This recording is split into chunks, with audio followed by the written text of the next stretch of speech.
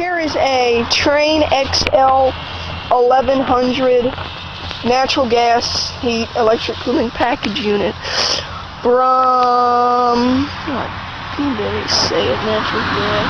I'm sure we can see it. God darn it, where is the thing? Data manufacturer. I think it's from 1998, I'm not sure. Model number YCX036F1H0BC, serial N074SP31H. Data manufacturer, February 1998. It's got a large compressor, I'm sure you can see it. Thank you for watching, I hope you enjoyed. Alright, we're at a friend's house picking up something. They ain't here, but let me darn, it's been replaced. It used to be a Trane XL 1100 gas pack here.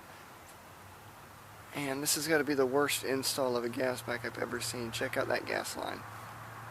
What idiot would install this? What? I'm trying to not cuss, but this just fucking pisses me the hell off at the way that flex line is run. Lennox Signature Series. Has this been running recently? Yes, that blue pipe is hot. 3-wing fan blade. I gotta do this quick because, as you can see, there's a busy road right there. 15 SEER. Damn, 78% efficient. Holy shit. 3 ton 90,000 from 2010. I forget what these are made. R410A. Probably got a